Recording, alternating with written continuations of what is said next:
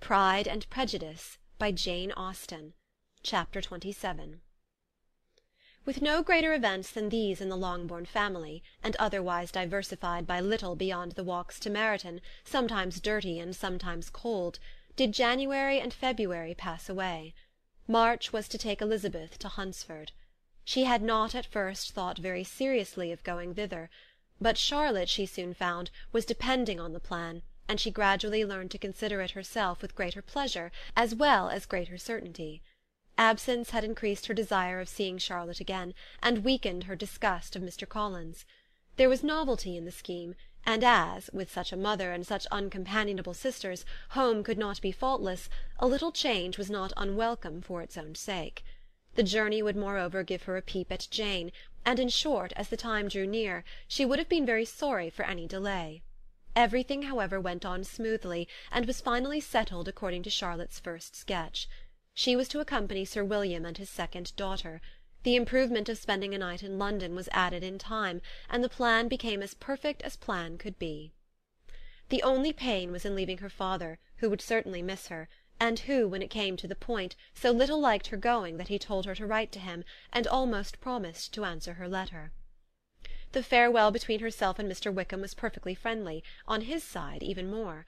His present pursuit could not make him forget that Elizabeth had been the first to excite and to deserve his attention, the first to listen and to pity, the first to be admired, and in his manner of bidding her adieu, wishing her every enjoyment, reminding her of what she was to expect in Lady Catherine de Bourgh, and trusting their opinion of her, their opinion of everybody, would always coincide, there was a solicitude, an interest, which she felt must ever attach her to him with a most sincere regard, and she parted from him convinced that, whether married or single, he must always be her model of the amiable and pleasing. Her fellow travellers the next day were not of a kind to make her think him less agreeable. Sir William Lucas and his daughter Maria, a good-humoured girl, but as empty-headed as himself, had nothing to say that could be worth hearing, and were listened to with about as much delight as the rattle of the chaise.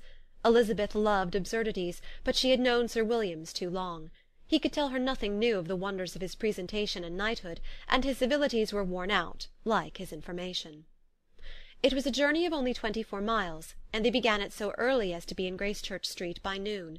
As they drove to Mr. Gardiner's door, Jane was at a drawing-room window watching their arrival. When they entered the passage she was there to welcome them, and Elizabeth, looking earnestly in her face, was pleased to see it healthful and lovely as ever. On the stairs were a troop of little boys and girls, whose eagerness for their cousin's appearance would not allow them to wait in the drawing-room, and whose shyness, as they had not seen her for a 12-month, prevented their coming lower. All was joy and kindness.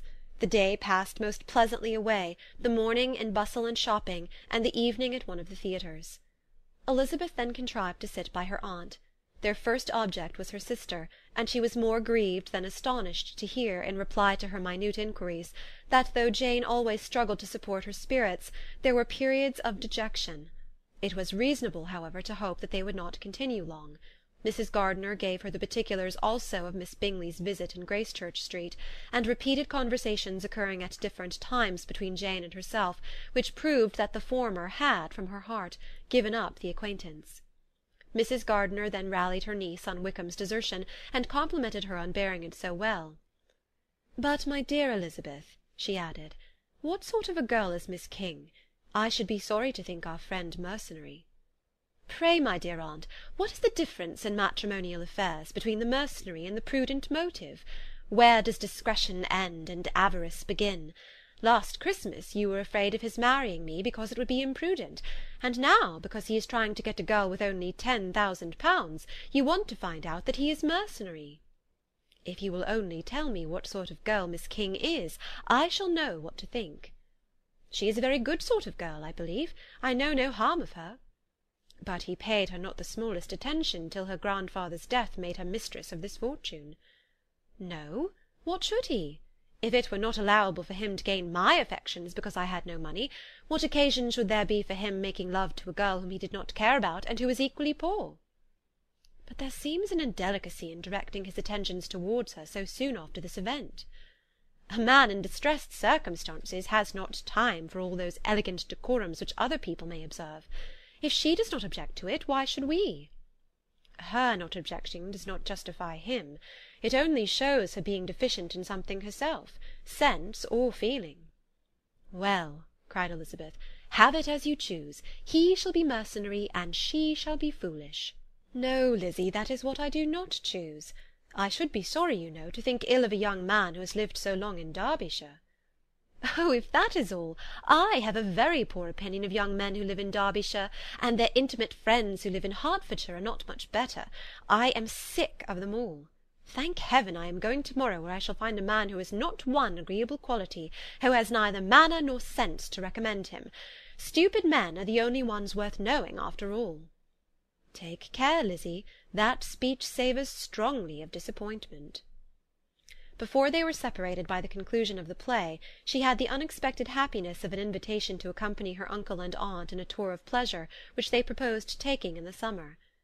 "We have not determined how far it shall carry us," said Mrs. Gardiner, "but perhaps to the Lakes."